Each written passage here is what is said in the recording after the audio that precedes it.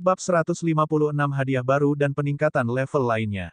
Kenyataannya, bagaimanapun, adalah bahwa seorang perwira polisi Amerika dapat membunuh seorang warga negara ketika mereka memutuskan bahwa yang terakhir mengancam hidup mereka, tetapi mereka tidak berkewajiban untuk melindungi seorang warga negara ketika kehidupan warga negara itu terancam. Putusan Mahkamah Agung pada tahun 1981 telah menetapkan aturan dasar, polisi Amerika tidak memiliki tugas khusus untuk melindungi warga negara. 1. Tentu saja, tekanan yang diberikan media kepada polisi adalah hal yang berbeda. Sebenarnya pimpinan Departemen Kepolisian, bukan perwira tingkat bawah, yang terpengaruh oleh tekanan itu. Takagi berkata, jadi, saya akan memastikan bahwa keluarga Anda bersenang-senang di Los Angeles, tetapi Anda tidak boleh menolak rasa terima kasih pribadi saya. Lukas tersenyum pahit. Tapi Tuan Takagi, Anda akan menjadikan saya sasaran kecemburuan di Departemen Kepolisian saya. Merenung sejenak, Takagi mengusulkan, jika demikian, apakah Anda ingin menjadi kepala keamanan perusahaan saya? Gaji tahunanmu tidak akan lebih rendah dari $500.000. Luke dibuat terdiam oleh tawaran Takagi. Tapi setelah dipikir-pikir, bayaran tahunan sebesar $500.000 hanya cocok untuk seseorang yang menghancurkan 50 perampok tanpa melukai dirinya sendiri, dan yang mendapatkan kembali obligasi senilai $640 juta. Luke hanya perlu menyelesaikan keadaan darurat lain untuk Nakatomi Corporation pada skala yang sama agar layak mendapatkan bayaran itu. Luke diam-diam meminta maaf kepada Robert saat dia berkata dengan sungguh-sungguh, Tuan Takagi, saya senang menjadi polisi. Ayah angkat saya adalah seorang polisi dan saya selalu menghormatinya. Jadi, saya khawatir saya harus menolak tawaran Anda. Petik 2. Takagi menghela nafas pelan, mengetahui bahwa kepercayaan tidak dapat dengan mudah dibentuk kembali dengan uang.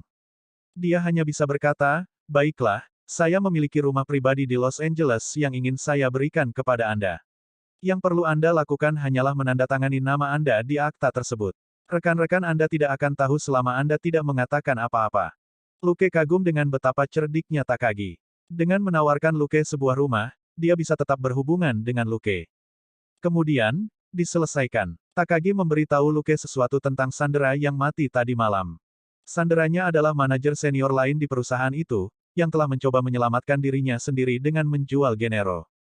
Dia telah berbicara dengan detektif John melalui walkie-talkie untuk membuktikan kepada para perampok bahwa dia mengenal John dengan baik. Dia memang meyakinkan Hans, tetapi ditembak tepat setelah Hans memastikan bahwa kecerdasannya akurat. Banyak karyawan Nakatomi Corporation telah menyaksikan Sandera diculik setelah dia menawarkan diri untuk menawarkan intelijen. Jadi, kematiannya tidak ada hubungannya dengan Lukas atau Yohanes. 50 karyawan lain dari perusahaan yang telah menyerah bahkan tidak terluka ketika mereka diselamatkan. Itu adalah bukti lebih lanjut bahwa kematian manajer senior itu adalah kesalahannya sendiri. Takagi juga menyebutkan bahwa Hans bertanggung jawab atas kematian seorang insinyur konstruksi di perusahaannya. Para perampok menyiksa Kiyoshi untuk mendapatkan informasi tentang tata letak Nakatomi Plaza, dan membunuhnya setelah memverifikasi bahwa itu benar. Luke merasa nama itu familiar, dan akhirnya ingat bahwa itu adalah kasus pertama yang dia dan Elsa ambil ketika mereka kembali. Hal-hal telah berubah persis seperti yang seharusnya. Bukan salah Elsa dan Luke karena tidak melanjutkan kasus ini lebih jauh, karena terlalu banyak kasus serupa. Tapi Luke masih bertemu dengan para perampok malang itu pada akhirnya, meskipun Elsa tidak bisa berperan. Dia menelepon Luke malam itu, penuh penyesalan. Jika saya melihat ini datang, saya akan menunda liburan saya selama beberapa hari. Lukas tertawa. Saya yakin kami akan memiliki lebih banyak peluang. Dia tidak benar-benar bermaksud demikian. Dia pergi ke alun-alun untuk berhubungan dengan Jimena. Bagaimana dia bisa membawa Elsa bersamanya? Bahkan jika Elsa berada di Los Angeles, dia tidak akan berada di lokasi sama sekali. Dia juga tidak mampu melawan 15 perampok bersenjata. Dia bukan detektif John. Kekuatan Elsa terletak pada penyelidikan daripada membunuh. Santai, Luke menyeringai pada panel statistiknya. Luke, alias Luke Coulson. Kekuatan, 31 ketangkasan, 20. Kekuatan mental, 14 poin stat tambahan. Luke telah mengklaim hadiah misi setelah dia berurusan dengan Hans Gruber. Misi, hilangkan geng Hans Gruber dan ambil kembali ikatannya. Total pengalaman, 5.000. Jumlah kredit, 5.000. Tingkat kontribusi, 75%. EXP plus 3,750. Kredit plus 3.750. Karena pengalaman telah mencapai 7.000 poin, Tuan rumah telah naik level ke level 9. Melihat bahwa kekuatan semakin mendekati 40 poin, Luke lebih dari puas. Dia hanya 2 tingkat dari persyaratan minimum untuk penyelamat utama, penyembuhan diri dasar, dan dari penyembuhan tangan kirinya. Dia hanya memiliki 400 poin pengalaman yang tersisa setelah naik level, tetapi dia memiliki lebih dari 14.000 poin kredit. Dia tidak bisa menahan keinginannya lagi. Membuka daftar kemampuan, dia belajar mengemudi dasar dan juga memilih beberapa kemampuan luar biasa dari orang-orang yang telah dia bunuh atau kalahkan. Misalnya, kemahiran bahasa dasar Inggris, Spanyol, dan Portugis dari Vanessa berkaki panjang yang menggetarkan, hanya berharga 100 poin kredit. Luke segera memilih itu. Dia tidak punya waktu untuk belajar bahasa, jadi kemampuan ini akan sangat berguna. 100 poin kredit bukan apa-apa baginya. Luke juga memilih Basic Demolition dari seorang bomber ahli di tim Hans. Tetapi Luke tahu bahwa dia akan kehabisan poin kredit di masa depan. Kemampuan Super Gen X semuanya berharga tidak kurang dari 1000 poin kredit. Beberapa bahkan harganya lebih dari 10.000. Dia memiliki banyak poin kredit untuk saat ini, hanya karena dia belum secara resmi bergabung dengan medan perang yang lebih besar yang akan menjadi New York. Luke tidak akan menetap di New York sampai dia mendapatkan penyembuhan diri dasar, atau dia mungkin dengan mudah dibunuh oleh beberapa pria acak. Seberapa efisien Takagi? Sore itu juga, seorang pengacara mengunjungi Luke dan memintanya menandatangani beberapa dokumen. Setelah pengacara menangani sisa dokumen, rumah itu akan menjadi milik Luke. Tergoda, Selina mendesak Luke untuk memeriksa rumah itu. Ketika mereka mencapai tujuan mereka, mereka menyadari bahwa itu adalah villa terpisah yang luasnya 200 meter persegi. Itu memiliki 5 kamar tidur, 2 kamar mandi, garasi dan kolam renang. Luke dan Selina berkeliling rumah setelah membiarkan diri mereka masuk dengan kunci yang baru saja didapat Luke. Dia berkomentar, rumah ini, ditambah perabotan dan dekorasi, pasti bernilai lebih dari 1 juta, kan? Saya tidak berpikir apa yang saya lakukan sangat berharga. Petik 2. Selina, bagaimanapun, sangat bersemangat. Haha, Luke, bisakah kita pindah ke sini? Saya akan berenang di kolam saat cuaca semakin panas. Bab 157 sampahnya, steak, dan mandi gelembung. Lukas memutar matanya. Itu hanya bak mandi besar, oke. Selain itu, Anda juga bisa memanaskan air. Anda bisa mandi sekarang jika Anda mau. Petik 2. Mata Selina berbinar. Sayang, Lukas berkata, tunggu. Biarkan aku berpikir tentang hal itu. Setelah beberapa pertimbangan, dia memutuskan untuk tidak berdebat dengan Takagi lagi. Takagi adalah orang tua sukses yang ngotot dan pintar. Luke tidak yakin bahwa dia bisa membujuknya untuk berubah pikiran. Luke tidak mengatakan apa-apa jika Takagi percaya bahwa hidupnya sepadan dengan villa ini. Luke bisa membantunya lagi jika dia membutuhkannya. Dia tahu bahwa itu mungkin rencana Takagi selama ini. Mengingat kemampuan Luke, Takagi mungkin harus meminta bantuannya suatu hari nanti. Rumah ini merupakan tanda terima kasih dan investasi di muka. Rumah ini memang sangat berharga, tapi tetap tidak berarti bagi Takagi. Tidak ada gunanya memberikan rumah ini, selama itu bisa membantunya tetap berhubungan dengan Luke jika dia membutuhkan bantuan Luke di masa depan. Setelah Luke memeriksa rumahnya, dia menelepon Takagi. Terima kasih, Tuan Takagi. Saya sangat puas dengan rumah ini. Takagi hanya tersenyum. Itu luar biasa, Detektif Luke. Tetap berhubungan. Lukas tertawa. Baiklah, kuharap aku tidak mengganggu apapun. Selamat tinggal. Setelah menutup telepon, Luke menggelengkan kepalanya dan mengesampingkan pikiran lelaki tua yang pintar itu. Dia berkata kepada Selina, ayo pulang dulu untuk mengambil baju renangmu, kecuali jika kamu berencana untuk melompat ke kolam dengan pakaian dalammu. Selina berseru dengan gembira dan pergi mengambil mobil. Setelah beberapa perjalanan pulang pergi, mereka telah memindahkan sebagian besar kebutuhan mereka ke rumah baru mereka. Luke memperhatikan bahwa perabotan dan peralatan di villa jarang digunakan. Villa ini pasti hanya memiliki perabotan dasar pada awalnya, dan Takagi pasti sudah menyiapkan barang-barang lainnya selama setengah hari terakhir. Itu nyaman dan tidak mewah sama sekali. Takagi pasti memilih villa yang tidak masuk akal karena dia menganggap Luke adalah pria yang rendah hati. Benar saja, Luke cukup puas dengan itu. Apalagi, keluarga Luke tidak harus menginap di hotel lagi. Bahkan ada cukup ruang untuk Selina. Selina selalu menjadi pelaku. Begitu dia menetap, dia segera mencoba bak mandi besar di halaman belakang. Luke, di sisi lain, menyiapkan bahan-bahan yang dia bawa untuk makan malam. Karena mereka telah pindah ke rumah baru hari ini, Luke berpikir bahwa dia harus membuat sesuatu yang berkelas. Sampahnya jelas diperlukan, dan mereka tidak akan makan di meja, melainkan di tepi kolam renang. Segera, Selina berlari kembali dengan penuh semangat dan memberitahu Luke bahwa dia telah menemukan mekanisme untuk bak mandi besar itu. Luke menganggukkan kepalanya dan memintanya untuk membantunya membawa piring ke halaman belakang. Selina kemudian meletakkan ember es dan menanggalkan pakaiannya, sebelum dia melompat ke air dan berputar di kolam sambil tertawa. Nah, di kolam yang panjangnya 3 meter dan lebarnya paling banyak 3 meter, berputar adalah yang terbaik yang bisa dia lakukan. Luke mengizinkannya melakukan apa yang dia suka karena Natal ini agak membosankan baginya. Dia meletakkan steak di nampan di sebelah kolam renang dan berkata, "Berhentilah bermain. Makan dulu." Selina dengan patuh duduk di tangga di satu sisi kolam. Dia menerima layanan Luke dengan senang hati dan berkata, "Aku tidak tahu kamu juga pandai menunggu orang lain." Lukas tersenyum. Berdiri di air hangat, dia menatap ke barat. Ini adalah sisi barat Beverly Hills, dan halaman belakang menghadap ke barat. Tidak ada gedung tinggi di sekitar sini, jadi pemandangannya cukup indah. Meskipun perjalanan dari sini akan lebih lama, Luke tidak berpikir bahwa Selina ingin kembali ke apartemen lama mereka. Sambil menikmati steak, sampahnya, dan pertanyaan-pertanyaan yang sesekali diajukan Selina, Luke merasa hidupnya luar biasa. Bintang-bintang di langit menerangi malam seperti lampu kecil. Keesokan harinya, Luke pergi ke kantor polisi atas permintaan Dustin. Karena Selina naik mobil untuk menjemput keluarganya, Luke harus naik bus. Dia memakai baju olahraga hari ini karena dia tidak di sini untuk bekerja, tapi untuk bertemu Dustin. Ada orang lain di kantor Dustin, jadi Luke hanya menunggu di luar kantor sebentar.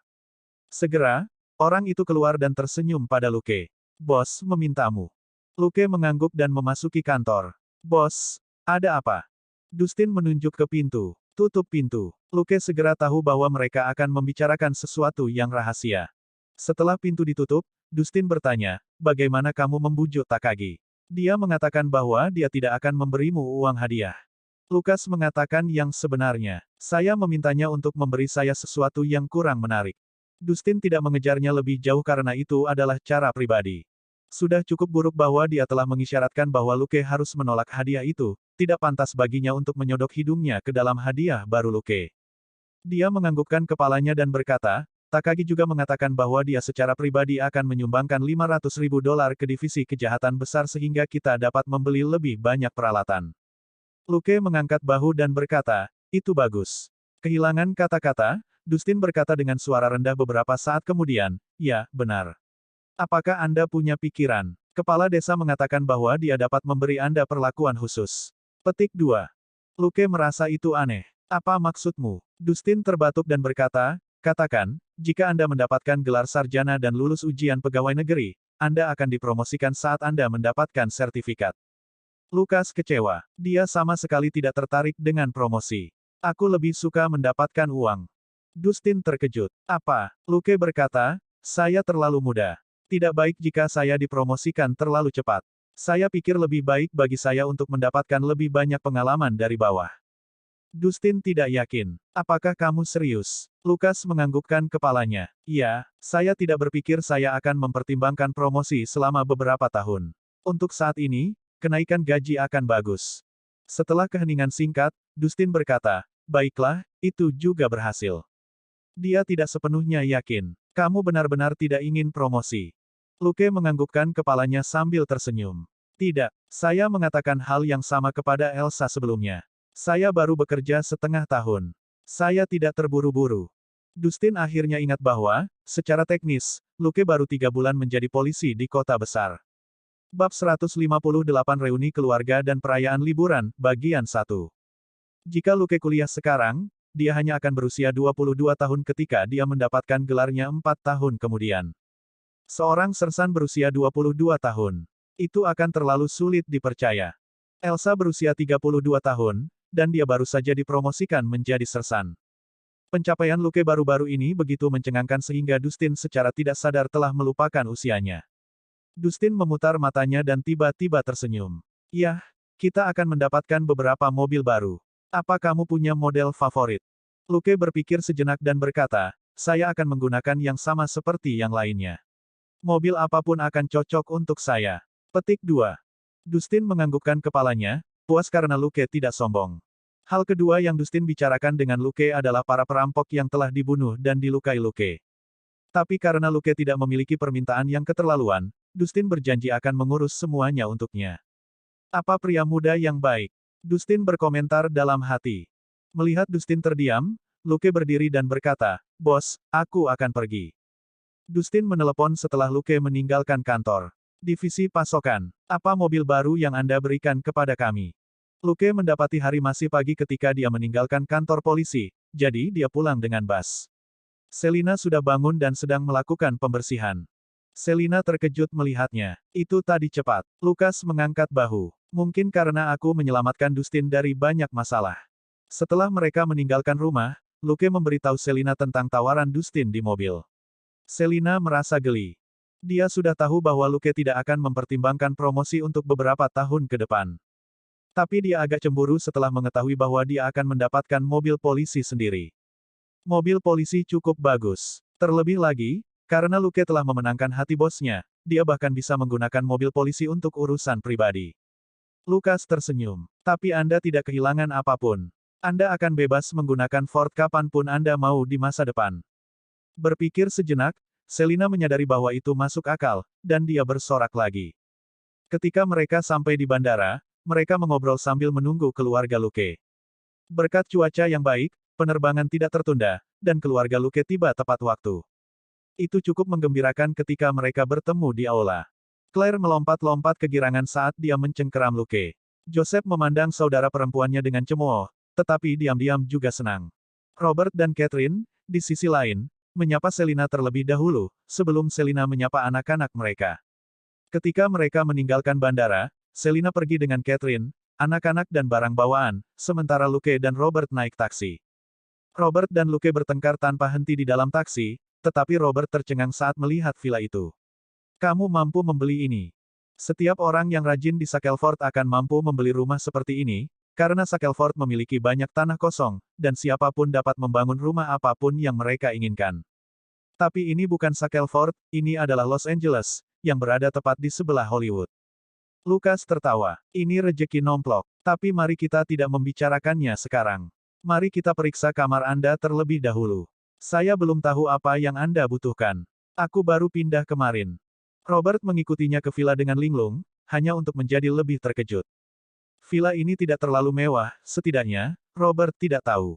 Namun, perabotan dan peralatan di dalamnya adalah semua produk terbaik di pasar. Dia tidak mampu membelinya bahkan jika dia menabung selama 2 tahun. Namun, karena Luke telah mengatakan bahwa mereka akan membicarakannya nanti, dia tidak bertanya. Robert kehilangan kata-kata ketika dia melihat bak mandi raksasa di halaman belakang di luar. Yah, Robert sangat mirip dengan Luke karena keduanya tidak menganggapnya sebagai kolam. Kemudian, makan siang untuk semua orang, yang sudah disiapkan Luke. Banyak bahan yang dia bawa kemarin sudah dicampur bersama, dan akan siap segera setelah keluar dari oven. Jadi, dalam angin sore yang sejuk, semua orang menikmati daging panggang dan ayam di halaman belakang. Selina memikat kedua anak itu untuk bermain di bak mandi. Mereka bertiga adu air, tertawa dan berteriak. Ketika mereka menginginkan makanan, mereka akan meminta Catherine dan Luke untuk mengantarkannya kepada mereka. Tentu saja, Luke lebih sering dipanggil, karena anak-anak sudah lama tidak melihatnya. Robert menyaksikan Luke mengantarkan sepiring daging panggang ke Selina dengan ekspresi aneh, sebelum dia bertanya dengan suara rendah, berkencan dengan kolegamu tidak dilarang di sini.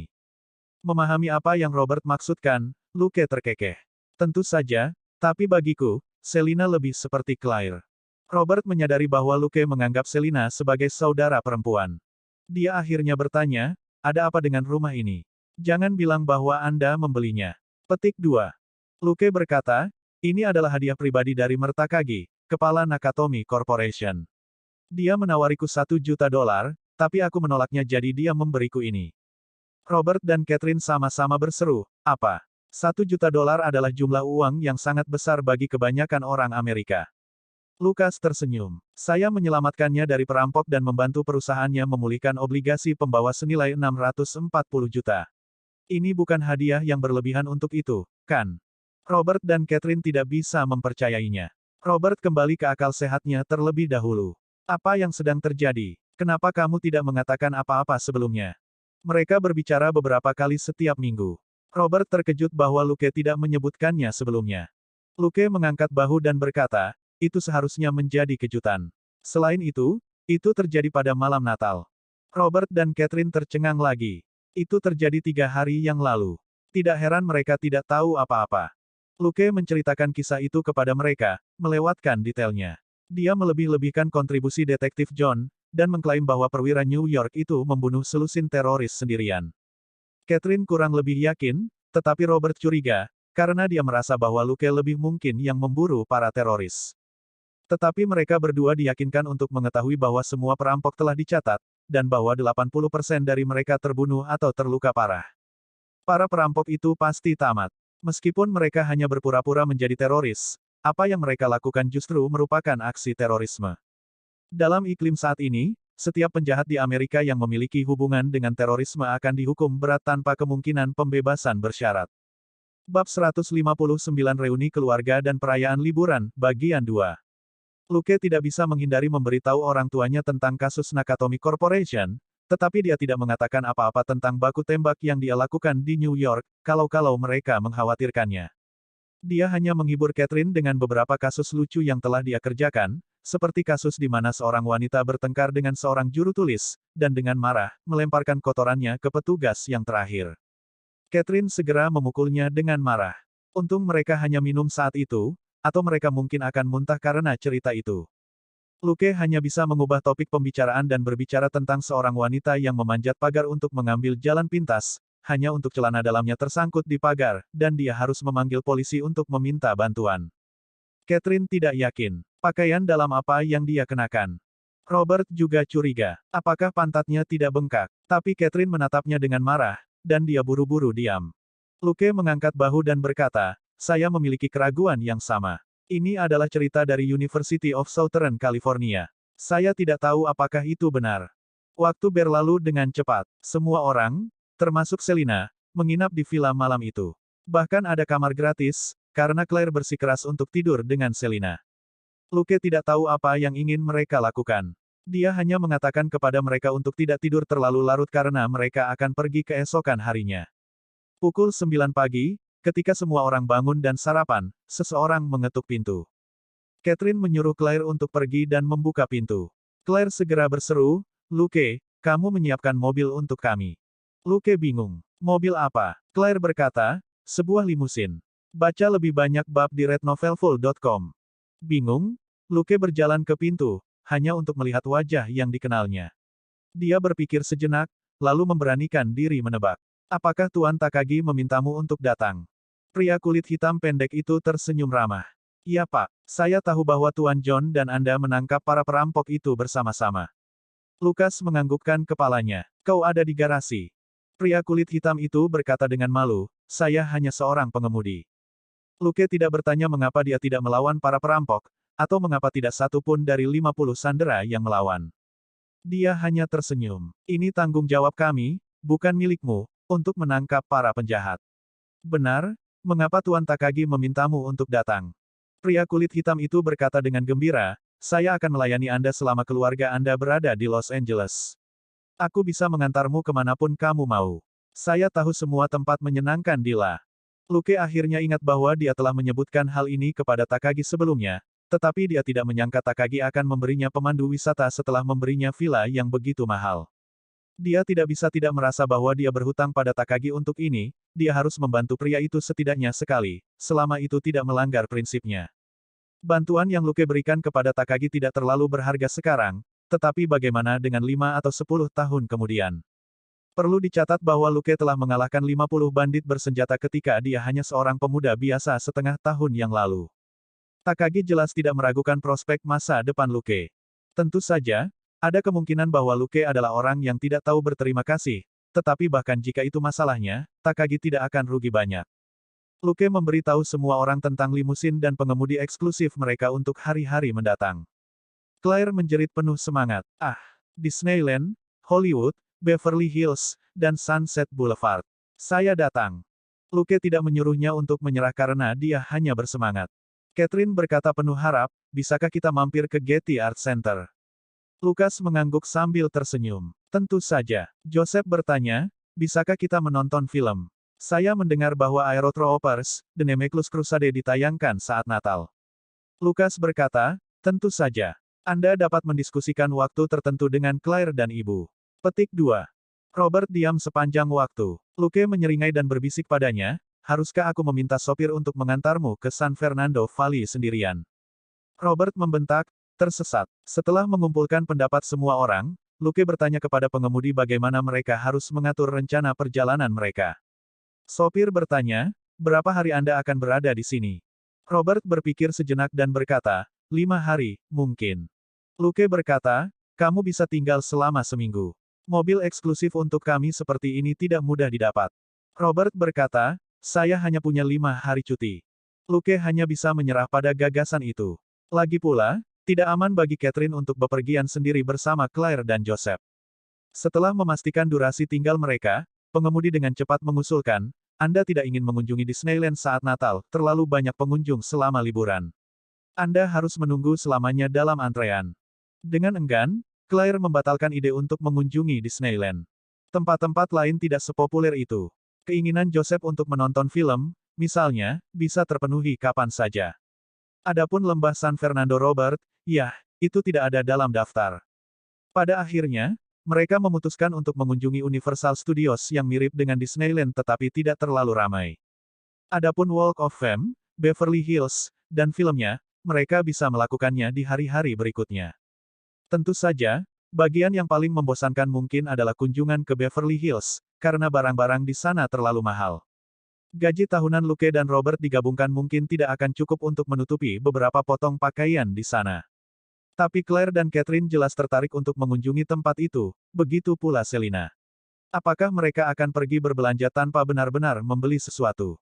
Luke diam-diam berbisik, aku bisa mengeluarkan $10.000 untuk Catherine, Claire, dan Selina untuk membeli sesuatu yang mereka inginkan. Bagaimana menurutmu?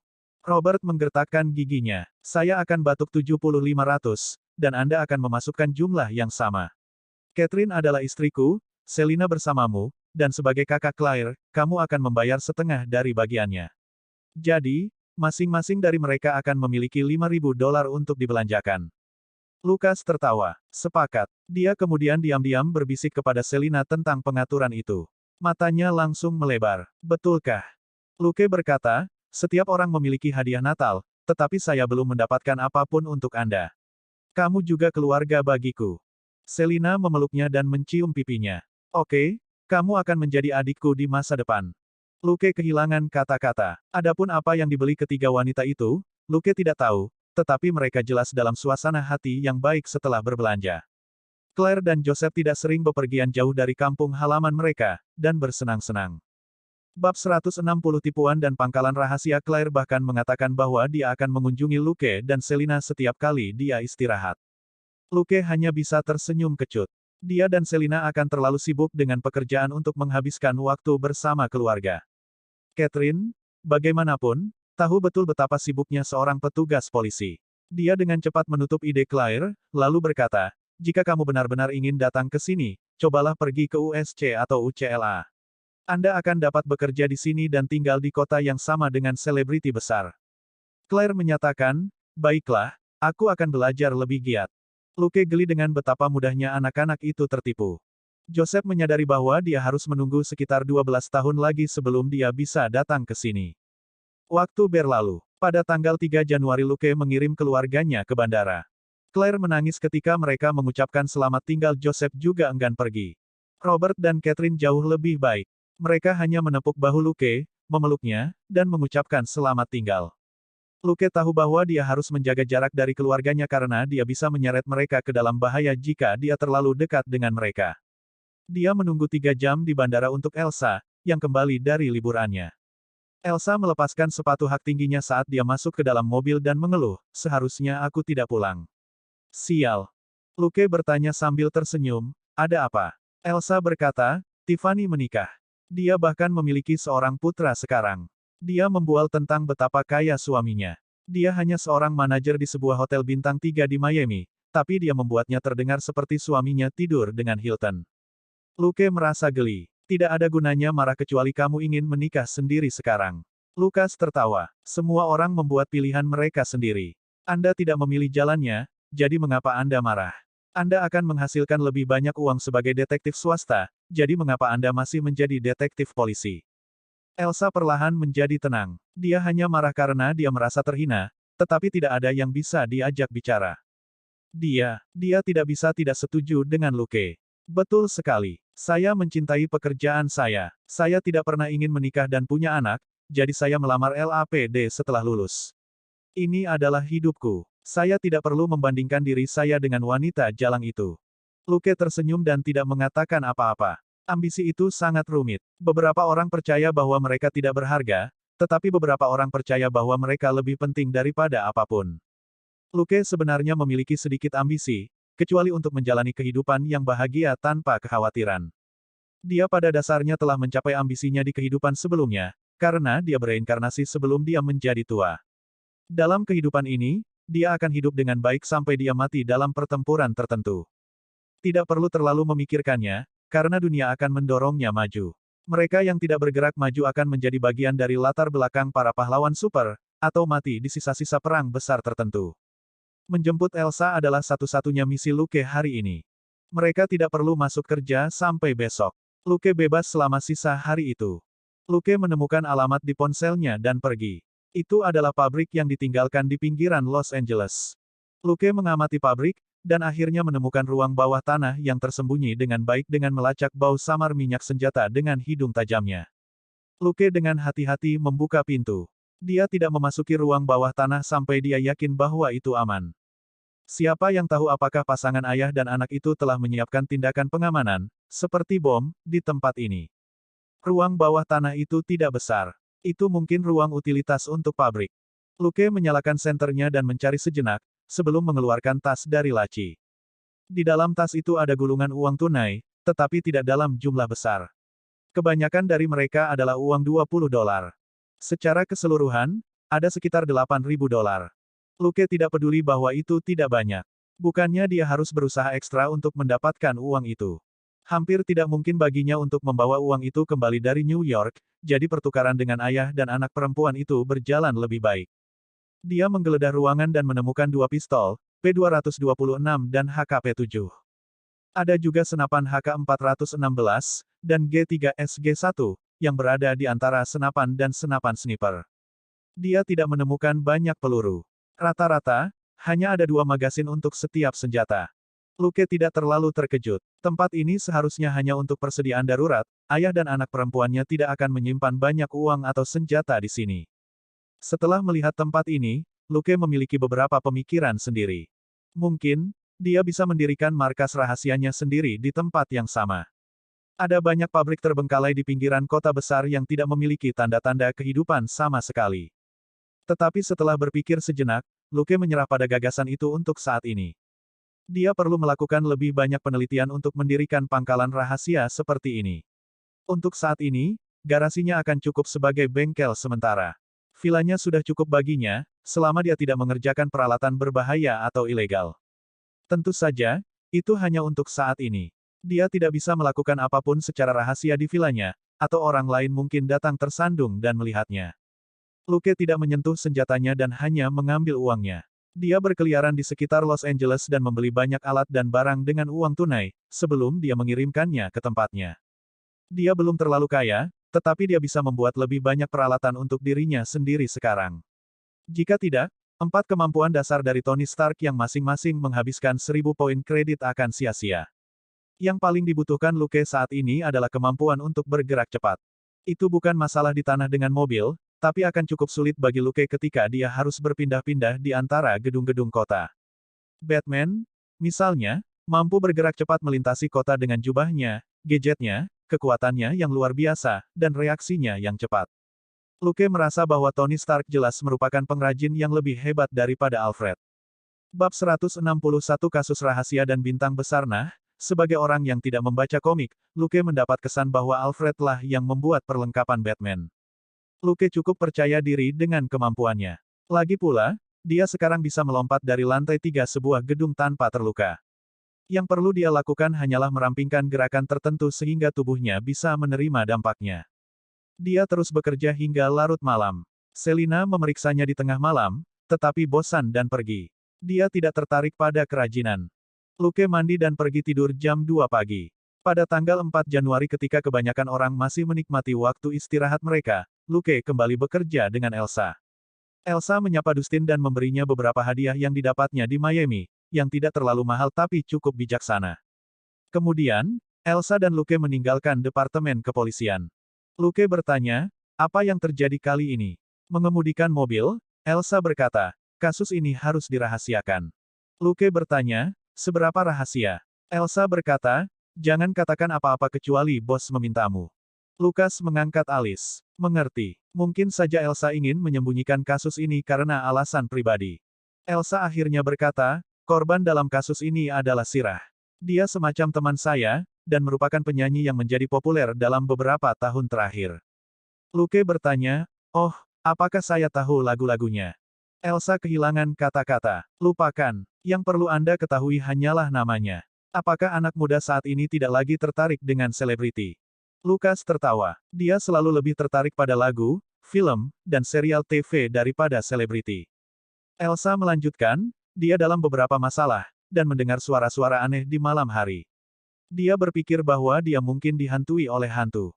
Luke bingung. Bukankah seharusnya dia mencari paranormal? Elsa menggelengkan kepalanya. Dia berada pada tahap penting dalam karirnya. Jika seorang paranormal yang suka bergosip mengatakan kepada orang lain bahwa dia gila, itu tidak akan terlihat bagus untuknya. Luke berkata, tapi kami adalah divisi kejahatan besar, kan? Situasinya bukanlah kasus yang akan kami tangani. Elsa menganggukkan kepalanya. Itu benar, jadi aku hanya melihatnya sebagai teman pribadi. Namun, sehari sebelum kemarin, dia memberitahu saya bahwa dia kehilangan sesuatu. Petik 2. Lukas bertanya, apa itu? Itu harus menjadi sesuatu yang berharga agar divisi kejahatan besar bisa terlibat. Elsa berkata, ini liontin berliannya, yang dia beli seharga 1,3 juta di sebuah pelelangan. Lukas mengangguk. Itu tentu saja cukup berharga. Divisi kejahatan besar secara resmi dikenal sebagai divisi perampokan dan pembunuhan. Karena Sirah telah kehilangan sesuatu yang sangat mahal, dia bisa menuntut penyelidikan karena mungkin itu adalah perampokan. Elsa berkata, juga, dia mengatakan bahwa dia merasakan sesuatu pada malam dia kehilangan liontin itu, dia tidak bisa bergerak sama sekali, atau bangun. Baru keesokan paginya dia akhirnya menyadari bahwa liontin berliannya di brankas telah hilang. Luke bertanya, mengapa dia tidak menelepon polisi? Elsa berkata, untuk alasan yang sama, bagaimana dia menjelaskannya? Petugas polisi itu pasti tidak akan merahasiakannya untuknya. Lukas menganggukkan kepalanya. Kasus ini meresahkan bagi Sirah, tetapi baik untuk dia dan Elsa. Mengerjakan kasus seperti ini adalah cara untuk berteman dengan kelas atas. Ketika sesuatu terjadi pada orang kaya, mereka biasanya akan meminta detektif yang mereka percayai untuk menyelidiki secara diam-diam terlebih dahulu sebelum memutuskan untuk memanggil polisi. Misalnya, seorang raja tertentu menelepon polisi ketika dia kehilangan sesuatu, hanya untuk mengetahui bahwa itu adalah seseorang di keluarganya yang telah mencurinya. Itu cukup memalukan baginya. Jadi, hubungan pribadi dengan seorang detektif berguna. Takagi bersikap ramah terhadap Luke mungkin karena alasan yang sama. Segera, Luke dan Elsa tiba di stadion kecil. Lukas sedikit terkejut. Mengapa kita di sini? Elsa keluar. Karena dia mengadakan pertemuan penggemar di sini hari ini. Itulah yang dilakukan Bintang. Tidak peduli berapa banyak mereka menderita, mereka tidak bisa berhenti tampil di depan umum, atau mereka mungkin kehilangan popularitas mereka. Luke mengangkat bahu tetapi tidak mengatakan apa-apa. Elsa jelas sangat akrab dengan Sirah. Keamanan memandang wajahnya sekali dan membiarkannya melewati pintu belakang. Penjaga keamanan yang membawa mereka masuk membuat mereka menunggu sebentar, karena pertemuan penggemar akan segera berakhir. Luke melihat sekeliling belakang panggung dengan rasa ingin tahu. Itu tidak semenarik apa yang terjadi di atas panggung. Barang-barang berserakan sembarangan di lantai, termasuk pakaian, rias wajah, aksesori, dan berbagai kemungkinan dan tujuan yang memiliki tujuan yang tidak diketahui. Elsa terbatuk dan berkata, berhentilah melirik. Luke hanya bisa mengalihkan pandangannya, karena kebetulan dia sedang menatap beberapa pakaian dalam. Bintang itu tidak mungkin melepasnya begitu saja, kan? Sesaat kemudian, ada sorakan dari depan, dan Elsa berdiri. Dia seharusnya mengucapkan selamat tinggal. Elsa dan Luke pergi ke koridor panggung, hanya untuk melihat seorang pirang mundur dengan sekelompok penjaga keamanan.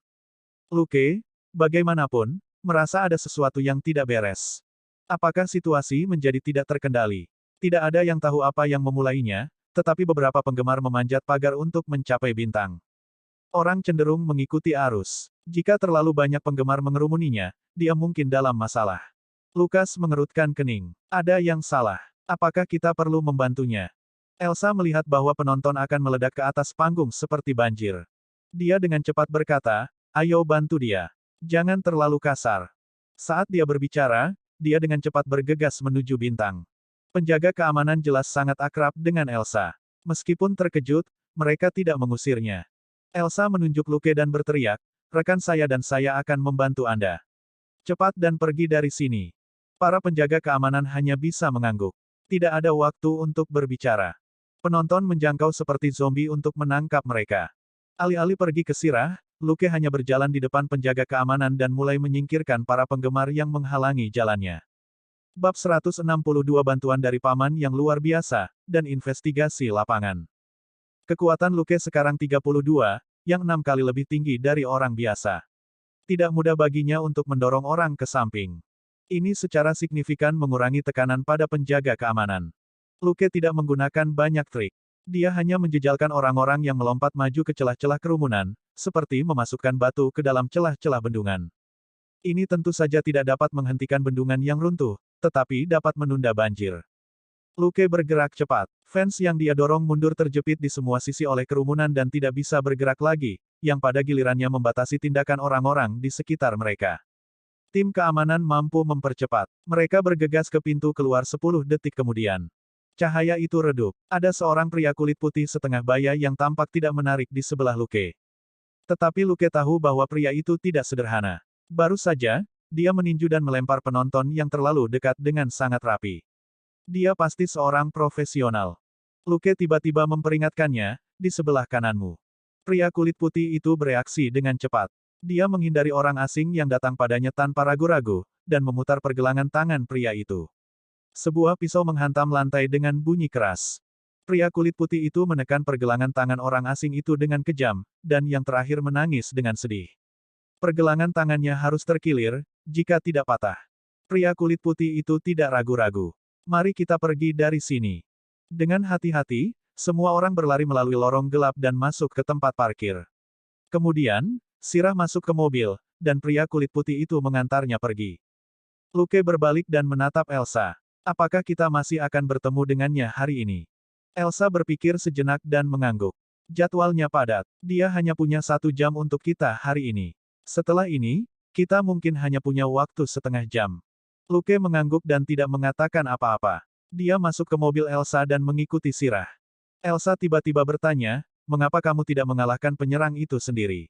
Anda bisa saja menarik perhatian Sirah." Lukas bingung. Pria itu bisa menghadapinya sendiri.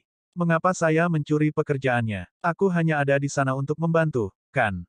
Elsa meliriknya. "Tidak heran kamu tidak punya pacar."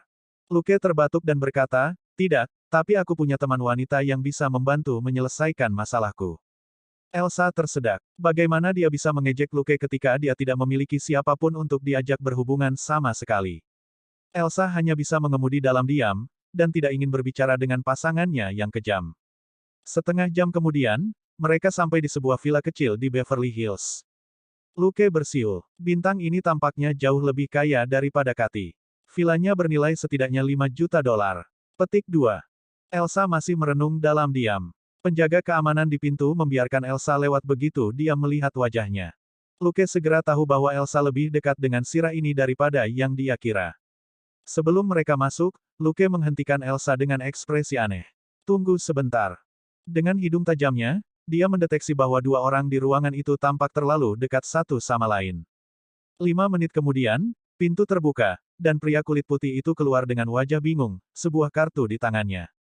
Pakaian pria itu masih rapi dan rapi. Jadi, dia tidak seprofesional yang Luke bayangkan. Luke menyambutnya dengan penuh minat. "Hai, bolehkah aku tahu namamu?" Pria itu akhirnya kembali pada dirinya sendiri. Dia mengenali Luke sebagai orang yang telah membantunya, dan sebagai seseorang yang Elsa kenal. Dengan senyum sopan, dia berkata, senang bertemu denganmu. Saya Brian Mills. Lukas mengulurkan tangannya. Senang bertemu denganmu. Saya Luke Coulson. Kamu sangat bagus. Brian tersenyum dengan tenang dan berkata, aku terlalu tua. Saya harus pensiun. Luke berkata, tidak, kamu bisa bertarung selama 10 tahun lagi dalam kondisimu saat ini. Brian tersenyum pahit. Semoga saja begitu. Dia kemudian mengucapkan selamat tinggal pada Luke dan Elsa. Luke mengikuti Elsa ke dalam ruangan. Dekorasi interior di sini jauh lebih berkelas daripada milik Mescati. Sirah telah menjadi sorotan selama hampir 10 tahun. Dia adalah penyanyi yang baik yang lagu-lagunya muncul di Billboard charts sesekali. Meskipun dia tidak pernah mengklaim tempat teratas, dia jelas merupakan penyanyi kelas 1. Elsa memperkenalkan Luke padanya dan berjanji bahwa dia benar-benar dapat dipercaya. Bintang itu hanya mengangguk padanya dengan acuh tak acuh. Sirah sangat tidak beruntung baru-baru ini. Dia kehilangan aksesori senilai lebih dari $1 juta setelah mengalami situasi aneh di rumah, dan dia hampir disergap oleh penjahat bersenjata di pertemuan penggemar. Dia tampak agak menyedihkan dalam jubah mandinya. Elsa menghiburnya sejenak, lalu mulai berbisnis. Sirah, karena kita di sini, mari kita coba perbaiki beberapa masalahmu. Bisakah Anda menunjukkan kamar Anda kepada kami? Sirah sangat mengenal Elsa. Memang benar bahwa yang paling membuatnya kesal adalah hal aneh yang terjadi di rumah. Dia berhasil menenangkan diri dan bangkit. Ikuti aku. Nya secara tidak sengaja terbuka ketika dia berdiri dari sofa. Luke memperhatikan dan diam-diam mengangguk. Wanita itu benar-benar memiliki apa yang diperlukan untuk menjadi bintang besar. Tidak pantas bagi Luke untuk mengatakan apapun karena itu akan sangat canggung.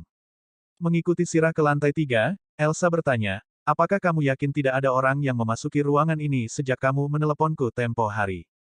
Sirah mengangguk. Iya, Anda mengatakan kepada saya bahwa tempat kejadian harus dilestarikan untuk penyelidikan Anda, jadi ruangan itu belum dibersihkan sejak itu. Petik 2. Luke kagum dengan betapa telitinya Elsa. Jika dia tidak sedang berlibur di Miami, dia mungkin sudah menemukan lebih banyak petunjuk. Sirah ragu-ragu sejenak di depan sebuah ruangan. Dia menatap Luke dan kemudian ke Elsa. Memahami kekhawatirannya, Elsa menganggukkan kepalanya sedikit. Dia baik. Juga, dia detektif yang hebat. Sirah menatap Elsa dengan heran. Dia tahu bahwa teman lamanya jarang memuji orang lain, apalagi seseorang yang terlihat seperti siswa sekolah menengah. Tanpa ragu-ragu lagi, Sirah meletakkan jarinya di sebuah panel di pintu, dan pintu itu terbuka 1 detik kemudian. Luke bertanya, ini kunci sidik jari. Sirah mengangguk. Ya, tapi itu bisa dibuka dengan suara juga. Luke bertanya lagi, siapa lagi yang bisa membuka pintu ini selain kamu? Sirah menjawab, hanya Meryl, penjaganya. Tapi ada catatan ketika pintu dibuka, dan tidak ada catatan yang tidak biasa dari kapan hal aneh itu terjadi.